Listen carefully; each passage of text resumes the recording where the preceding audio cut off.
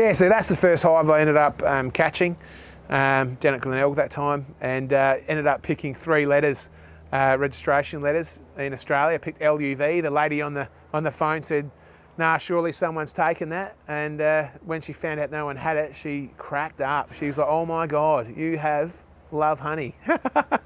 So yeah, it makes sense. Bit of love. How you going, guys? Bradley Whittaker. I'm a beekeeper, hobbyist, and yeah, go under the name of the Humble Apiarist. Basically grew up Port Lincoln, so lived there for 24 years. I was born there. You know, played a lot of footy, loved fishing. I was a fisherman for about 10 years, prawn fisherman, tuna farmer, oyster farmer. You know, my hobbies were probably just going camping, had a 4-wheel drive, a Troopy 89 model. You know, all of the lads, we used to just cruise down the coast. My mate Lincoln had this awesome tinny, so we were out in that tinny consistently, just smashing the pale ales down, camping. It was just an awesome, slow life, you know, just really built up that friendship too for our lads that are all sort of spread out now.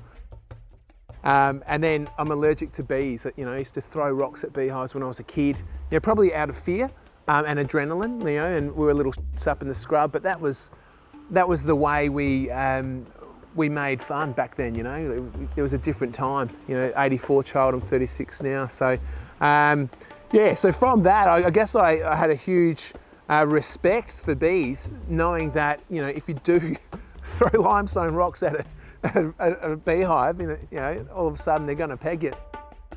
You know, for me on a personal note, it was years later when I literally just woke up one morning and, you know, I'm flying to Sydney because there was Doug Purdy, who does the rooftop bees over there, and he was doing the courses. So I went over there for the day, made a weekend of it, and learned about bees. We got in bee suits, you know, which was the best part. I was quite fearful, to be honest. I felt very nervous, but there was some underlying feeling behind me just really pushing me to do it, which I had never felt in my life, you know, at probably the age of, I think I was about 29 or something, 28. Yeah, so all of a sudden we did that. You know, he had a big barbecue after, and I loved just meeting everybody, loved learning how to use the smoker, and I thought this would be awesome to do back in Adelaide, you know, but it was just a thought. Being an apiarist, I like to be called an apiarist probably more so than a beekeeper. Apiarist is more like the term of studying bees and working with them. And that was probably the challenge that I had, was sort of, what way do I go in beekeeping? And I think that's with most beekeepers, what way will they go? There's a very diverse sort of way. There's a huge history with bees, but for me, naturally, you know, I got into bees because of the passion that I had. It was just, like I said before, it was just this feeling of excitement. You know, it was just this really high, intense energy. Just, I'd get up, you know, I'd spring out of the chair. I'd be, you know, painting hives, like I'd be excited for the next day. You know, it was really just bringing in that beautiful passion. And then I started to sort of, you know, feel my way through as I was going through. So, I mean, like most beekeepers, did a lot of things wrong, you know, and I learnt from them, you know, which was great. I mean, that's, you know, with failure, you learn and you pick yourself back up and you get stuck back into it. So I guess in an underlying way, metaphorically, I was finding a lot about myself, you know, through beekeeping. And then as I was like progressing naturally in the flow of beekeeping and life, you know, throughout the years, you know, I've been a beekeeper now, I think for 9 years, which is crazy how quick it's gone.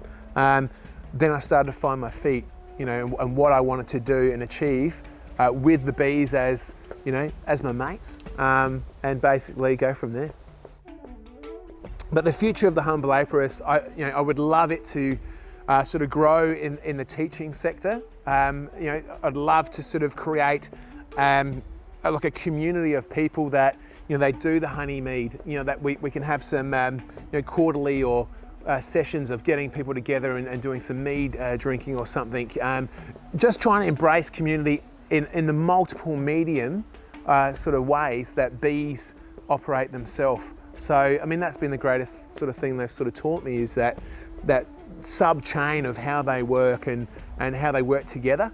and it definitely has, it rubs off on you. So, you know, the community in the future, I mean, you know, I would love to do, you know, community remote sort of classes, you know, go to sort of some places that might not know much about beekeeping and maybe sort of trying to, you know, so infuse that into some schools, you know, to say, well, you know, if they've got a sustainable garden or, you know, if they do have beehives in the area or bees, you know, who's doing it? You know, what's their belief systems with beekeeping, like interstate and also overseas, and what's their spirituality to an extent? Like what's, you know, what do they do? Also, what's their laws? Like what's their, you know, what's their skill set? How do they actually do things? What do they use? What's the equipment they use? And yeah, just get to know personal beekeepers. When you get into beekeeping, you'll probably have quite a lot of excitement. Just have a deep breath. And it's not like a short-term thing. It's sort of like a long-term thing, and just go with the flow. That day, yeah, it was just extraordinary. Just with the little daughter Mackenzie being born, just unreal feeling. Just never come across anything like it. I mean, beekeeping was right up there, but nah, it was, yeah, definitely the birth of, and also, you know, proposing to Ash not long ago, a few weeks ago, on the 16th of October. So that was a beautiful day. It sort of re-strengthened my my outlook and why I'm doing everything. You know, it was about family and like trying to be, you know, a good example for Mackenzie as she's growing up, to see that, you know, Dad's trying some different things and trying to focus on, you know, what I personally think, what we need to be doing as a community, and as, you know, I'm sort of like mid-30s as a man, just trying to really, you know, focus attention or energy on some areas that need attention. Yeah, I'm really passionate, I guess, about humanity. I mean, it's a big one, but yeah, I'm passionate about humanity because, you know, things turn, especially this year things can turn pretty sharp in different directions. And the one thing I learned this year, especially in the lead up, is you can only do what you can do in your environment, in your space. And I think sometimes we all set dreams to save the world, you know, but you've got to like start small and start in your area. And what I learned is, you know, I'm very passionate about like community, because it's going to take all of us to make a change.